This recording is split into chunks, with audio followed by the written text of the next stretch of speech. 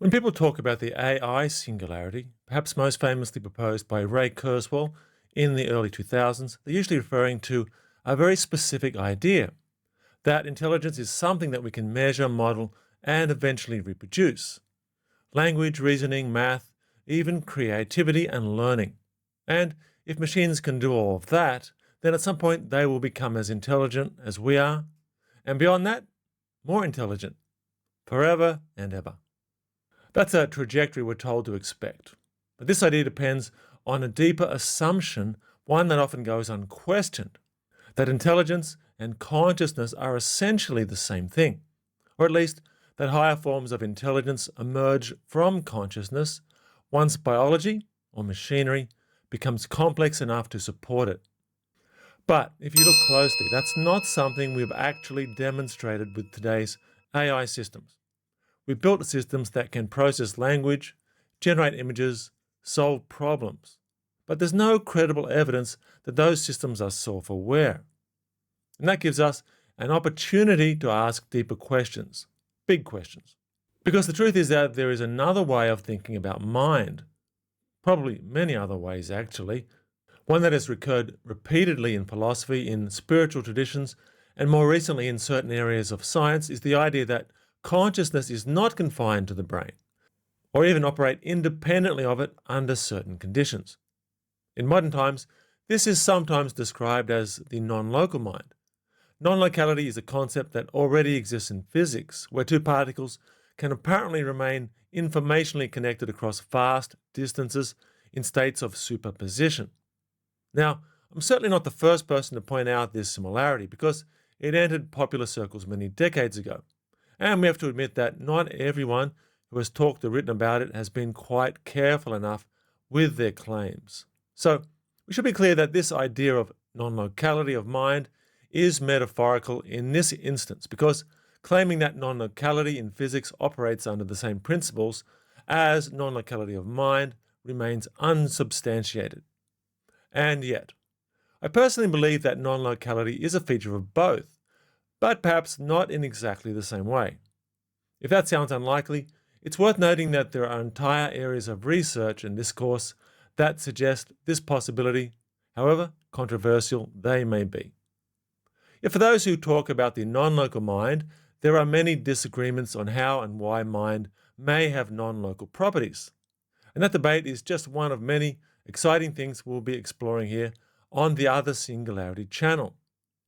Other areas we will be investigating include the frontiers of AI and quantum computing, studies in parapsychology, reports of near-death experiences and out-of-body experiences, current and historical cases where people appear to access information beyond the limits of the senses, UFO reports where non-local mind and non-local interstellar travel appear to feature, and much more.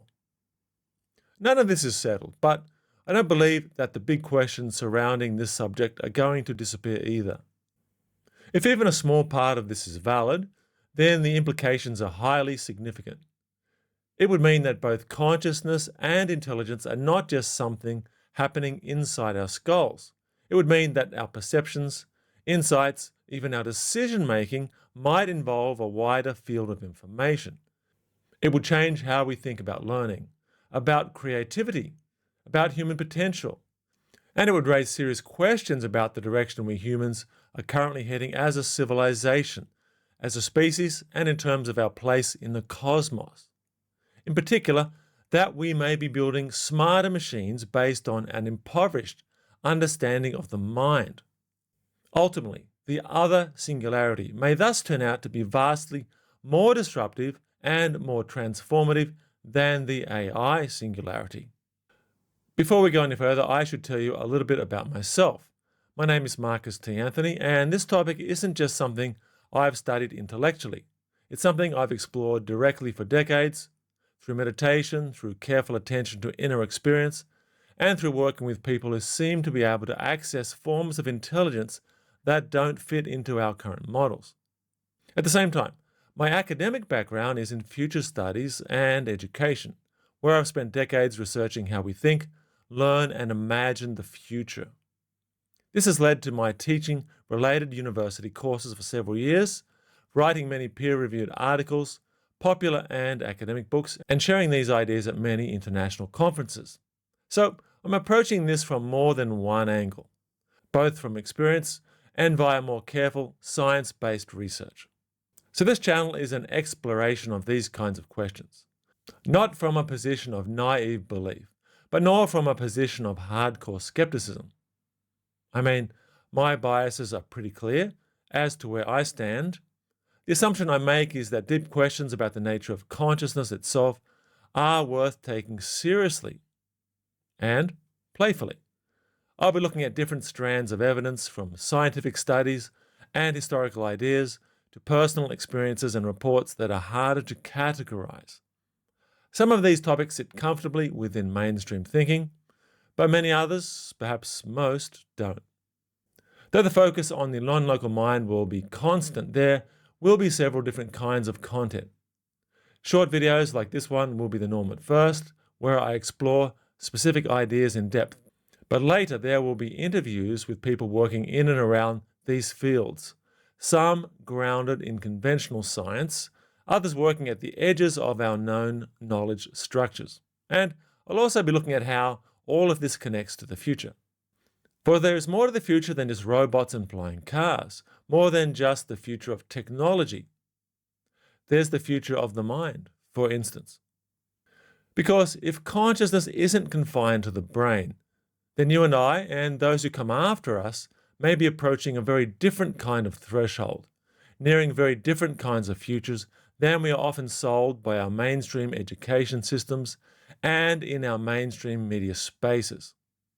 These other futures may not depend on machines becoming more like us, but on our beginning to understand more deeply what we already are, but have forgotten. How are we not like machines? At least not like the machines we use today. For the AI singularity tends to assume that humans and robots are becoming pretty much the same thing.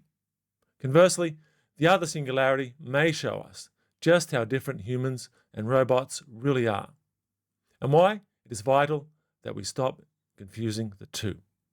I'm Marcus T. Anthony. See you again soon on the Other Singularity channel.